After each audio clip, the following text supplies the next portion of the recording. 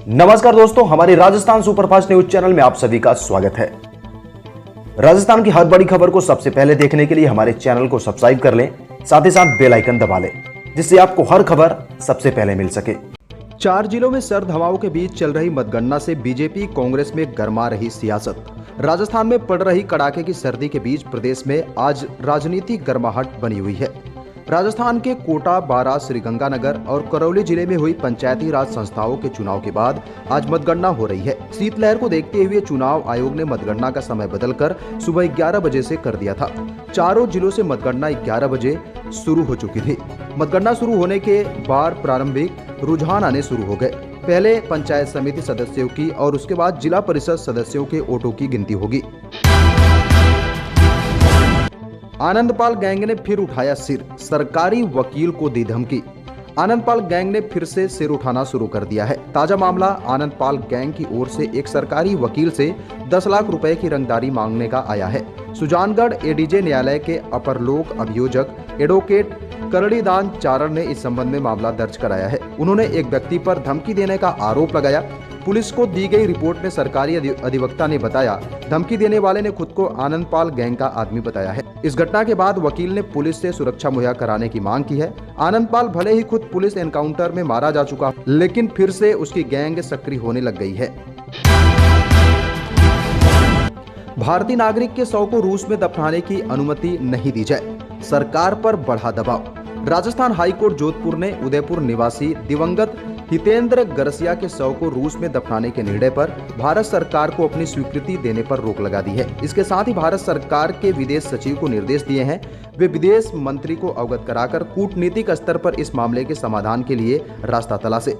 High court द्वारा विदेश सचिव के साथ विदेश मंत्री को भी अपने आदेश में शामिल करने से भारत सरकार पर इस मामले को लेकर दबाव बढ़ता जा रहा है।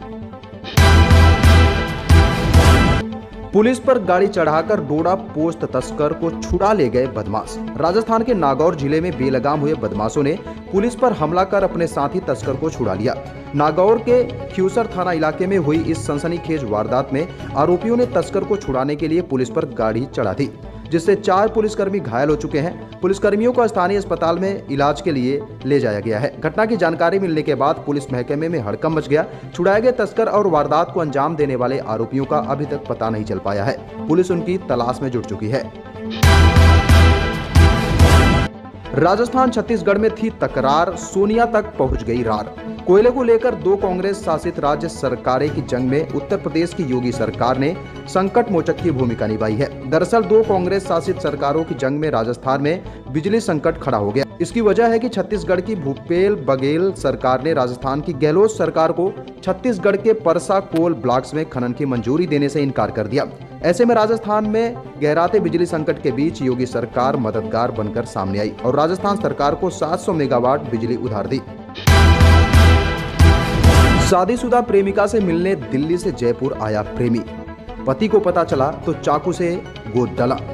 राजधानी जयपुर के विश्वकर्मा थाना इलाके में आज एक युवक की चाकू से गोदकर हत्या कर दी गई। यह युवक अपनी शादीशुदा प्रेमिका से मिलने के लिए दिल्ली से जयपुर आया था, लेकिन जयपुर आते ही उसका मर्डर कर दिया गया। वारदात के बाद महिला का पति मौके से फरार हो गया। पुलिस उसकी तलाश में जुटी है। मृतक युवक के शव को स्थानीय अस्पताल की मोर्चरी में रखवाया गया है। पुलिस पूरे मामले की गहनता से पड़ताल में जुटी है। पाकिस्तानी दुष्प्रचार के खिलाफ भारत की बड़ी कार्रवाई। भारत के खिलाफ दुष्प्रचार फैलाने से पाकिस्तान बाज नहीं आता। हालांकि वह इसमें सफल नहीं हो पाता और लगातार मुंह खाता है। भारत से उसे कड़ा जवाब भी मिलता है और उसे शर्मिंदगी झेलनी पड़ती है, लेकिन वह फिर भी नहीं मानता। भारत सरकार ने इसके मद्देनजर एक बार फिर बड़ी कार्रवाई की है। भारत के खिलाफ दुष्प्रचार और फेक न्यूज फैलाने के मामले में 20 पाकिस्तानी यूट्यूब चैनलों के बाद 2 वेबसाइट को ब्लॉक कर दिया गया है। भारत सरकार ने इसकी जानकारी दी है। बता दें, यह कार्रवाई सोमवार को हुई है। आयकर विभाग की पश्चिम बंगाल की 2 फार्में पर छापेमारी। अब तक 125 करोड़ रुपए की बेहिसाब आय सामने आई। आयकर विभाग ने लोहे और स्टील उत्पादों, बुनियादी ढांचों, सीमेंट, पॉलीफैब, कृषि तकनीक और खाद्य प्रसंस्करण के कारोबार में लगी 2 प्रमुख आसनसोल समूह की कंपनियों पर छापेमारी कर तलाशी अभियान चलाया। तलाशी कार्रवाई के पश्चिम बंगाल में फैले इसे 30 से अधिक परिसरों में कवर किया। तलाशी के परिणाम स्वरूप 2 करोड़ रुपए से अधिक की बेहिसाब नकदी और आभूषण जब्त किए गए हैं। और अब तक 125 करोड़ रुपए से अधिक की कुल बेहिसाब आय का पता चला है। मछुआरों को हिरासत में लिए जाने पर भारत ने जताई चिंता, श्रीलंकाई सरकार के समक्ष उठाया गया मुद्दा। भारत ने मंगलवार को श्रीलंकाई अधिकारियों द्वारा तमिलनाडु के अपने 68 मछुआरों को हिरासत में लिए जाने पर चिंता व्यक्त की और कहा कि उनकी जल्दी रिहाई का मुद्दा कोलंबो में भारतीय मिशन द्वारा उठाया गया है। विदेश मंत्रालय के प्रवक्ता अरिंदम बागची ने कहा कि कोलंबो में भारतीय उच्चायोग ने इन मछुआरों और उनकी नौकाओं की जल्दी रिहाई का मुद्दा श्रीलंका सरकार के साथ उठाया है।